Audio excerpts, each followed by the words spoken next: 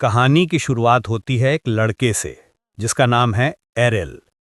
वो अपने फैमिली के साथ लंच कर रहा है। एरिल के पापा थोड़ा शॉक्ड होते हैं कि उनका बेटा इतना शांत कैसे है।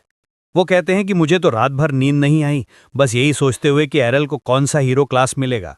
एरिल की माँ भी एक्साइटेड होकर कहती है कि हाँ, मैं भी इंतजार नहीं कर पा रही। वहीं उसकी बड़ी बहन कॉन्फिडेंट होकर कहती है कि मेरा भाई तो अपनी पूरी क्लास को पीछे छोड़ देगा। उसकी मां हंसते हुए बोलती है कि हाँ, और अपनी चाम से सारी लड़कियों को अट्रैक्ट भी करेगा। ये सुनकर एरिल की सिस्टर थोड़ी जेलस हो जाती है और सोचती है कि कहीं मेरा भाई मुझसे दूर ना हो जाए। लेकिन एरिल ग्राउंड रियलिटी में रहता है। उसे लगता है कि मैं तो बस एक नॉर्मल लड़का ही निकलने वाला हूं।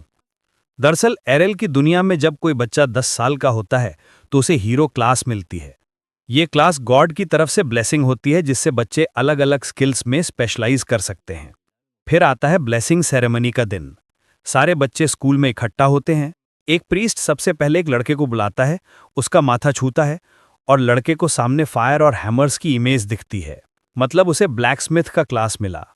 लड़का खुश होकर अपने पिता के पास भागता है और प्रीस्ट बाकी बच्चों का सेरेमनी शुरू करता है। अब एरिल की बारी आती है। उसकी सिस्टर कॉन्फिडेंटली कहती है कि इस बार तो एरिल को कोई स्पेशल ब्लेसिंग मिलेगी। एरिल स्टेज पर प्रीस्ट के पास जाता है और उसकी फैमिली चीयर करने लगती है। भीड़ में लोग विस्पर करते हैं कि एरिल को जरूर कोई एडवांस्ड क्लास मिलेगा, आखिर उसके पेरेंट्स फेरा और लियोन तो एक स्वॉर्ड प्रिंसेस और आर्च मेज हैं।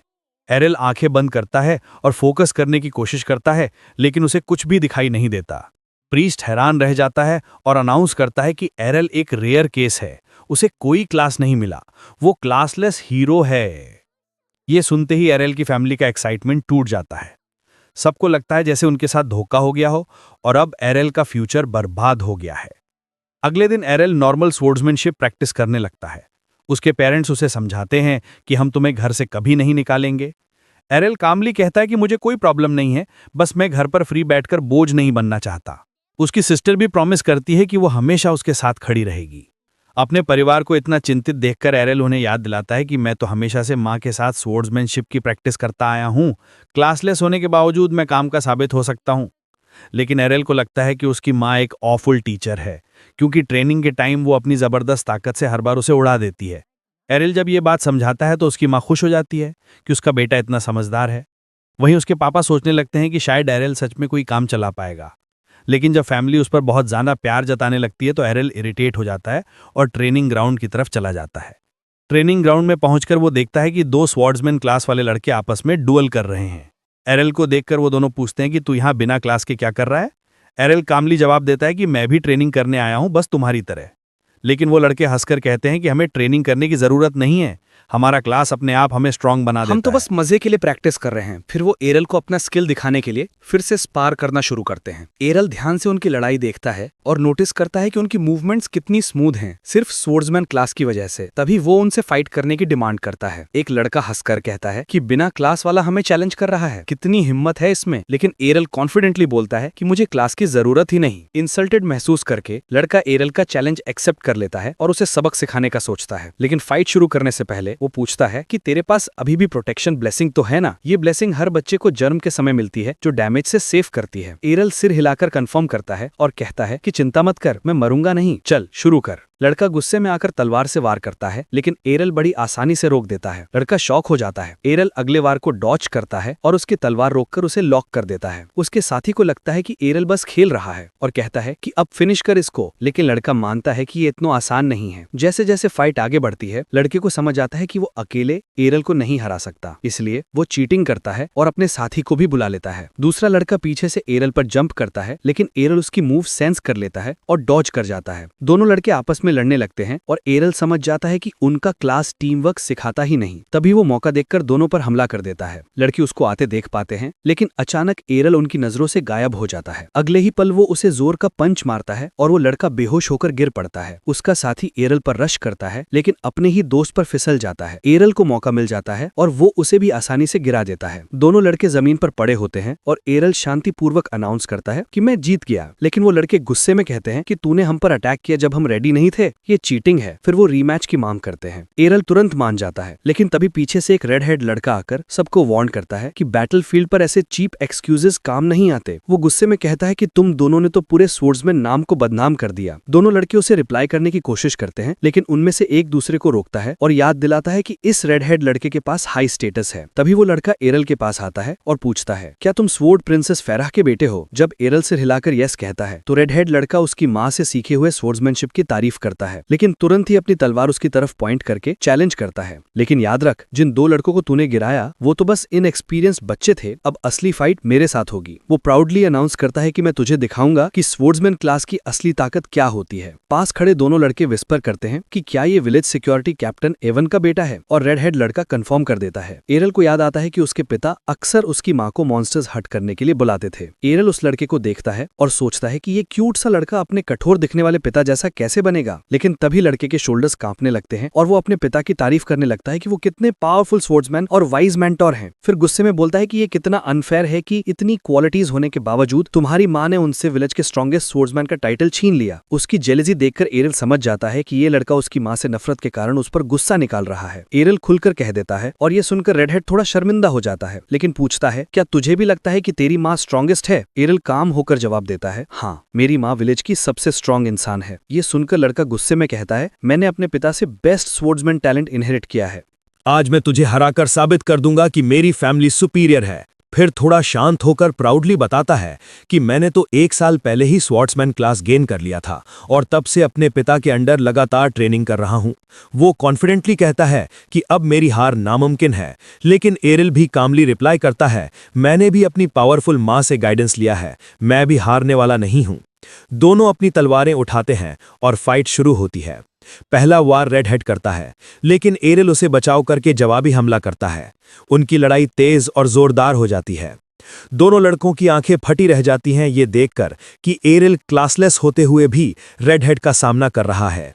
एरल नोटिस करता है कि रेड हेड वाकई बाकियों से कहीं ज्यादा स्ट्रांग है, लेकिन उसकी हर मूव गुस्से से ड्रिवन है। एरल पेशेंटली इंतजार करता है उसकी गलती का, और जैसे ही ओपनिंग मिलती है वो काउंटर करता है। लेकिन तभी रेड हेड अपनी स्पेशल ट्विन स्लाइस स्किल का इस्तेमाल करता है। एक वार एरल ब्लॉक कर लेता है, लेकिन दूसरा वार उसे पीछे वॉल तक धकेल देता है और वो चोटिल हो जाता है। रेड हेड खुद भी हैरान रह जाता है कि पहला वार ब्लॉक हो गया, लेकिन दूसरे से खून निकल आया। एरल अब गुस्से में पूछता है, ये एबिलिटी क्या है?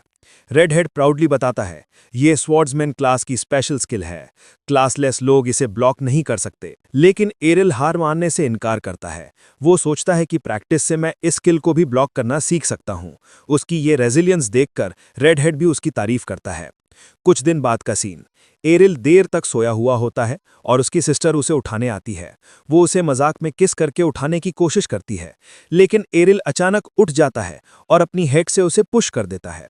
उसकी सिस्टर नाराज हो जाती है और बोलती है, अब तो अपॉलॉजी किस देना पड़ेगा। एरल बिना रिप्लाई किए रूम से बाहर निकल जाता है। किचन में उसकी मां मुस्कुराते हुए नाश्ता परोसती है और पूरी फैमिली टेबल पर बैठकर खाना खाता है। ब्रेकफास्ट के दौरान उसकी सिस्टर पूछती है, तू फिर ट्रेनिंग पर जा रहा है? एरल सिंपली सिर हिला देता है। यह सुनकर वो गुस्से में बोलती है, थोड़ा आराम भी कर ले, मुझे तुझे सपोर्ट करने दे।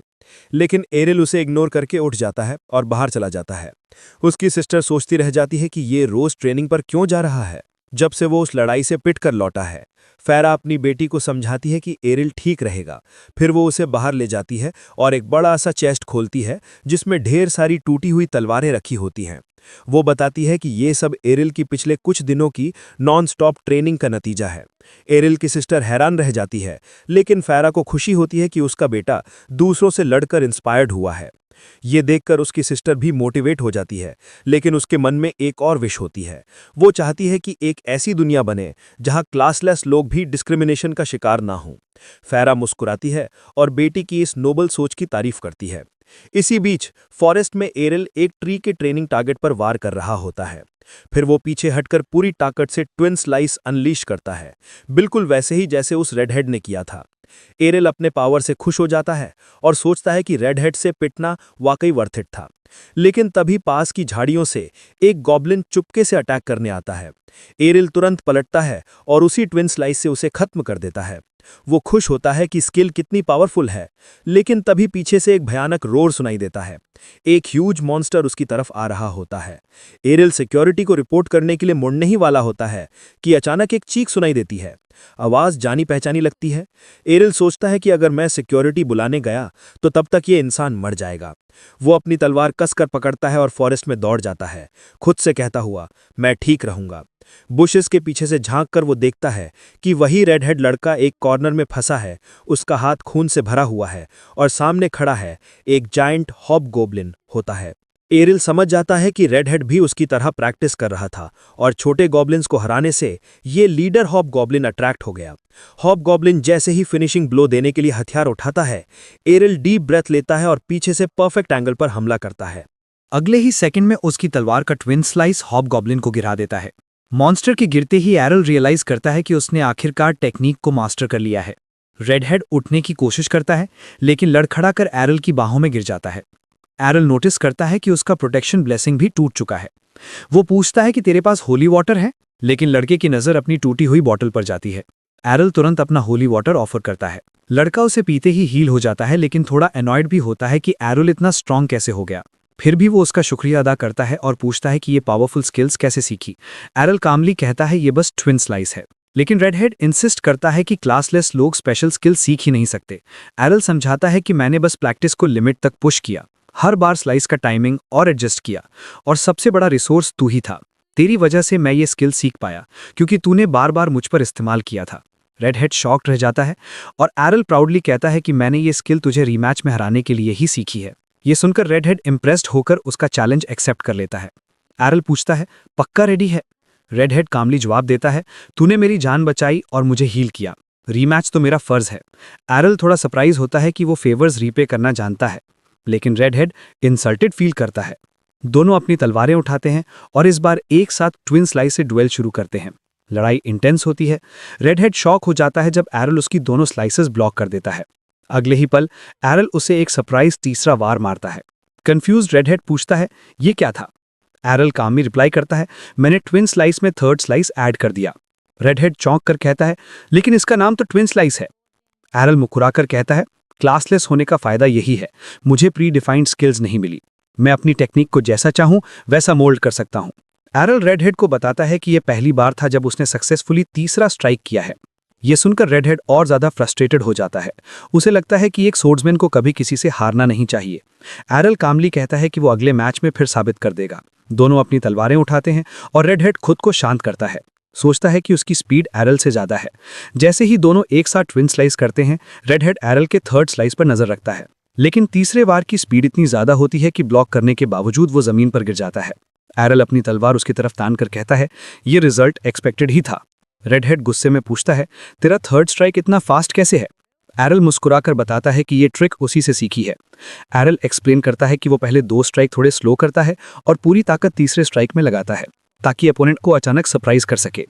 ये सुनकर रेडहेड पूरी तरह हारा हुआ महसूस करता है और दांत पीसते हुए जमीन पर बैठ जाता है, जबकि एरिल विजयी होकर वहां से चला जाता है। कुछ दिन बाद एरिल अपने फैमिली के साथ डिनर कर रहा होता है। तभी फैरा बताती है कि एवन का बेटा ट्रेनिंग के लिए ब्रेसिया चला गया है। ये सुनकर एरिल चौंक जाता है और पूछता है, ब्रेसिया क्या है? उसकी माँ बताती है कि ब्रेसिया को सिटी ऑफ स्वॉर्ड्स कहा जाता है। वो ये भी बताती है कि शादी से पहले वो वहीं एक गिल्ड में ट्रेनिंग किया करती थी। ये सुनकर एरिल के अंदर उत्साह भर जाता है। अब वो खुद ब्रेसिया जाकर अपनी असली पोटेंशियल को एक्सप्लोर करना चाहता है, एक क्लासलेस हीरो बनने के लिए। और बस यही था एपिसोड 1। अगर आपको मजा आया तो सब्सक्राइब जरूर करें ताकि आप अगला पार्ट मिस न करें।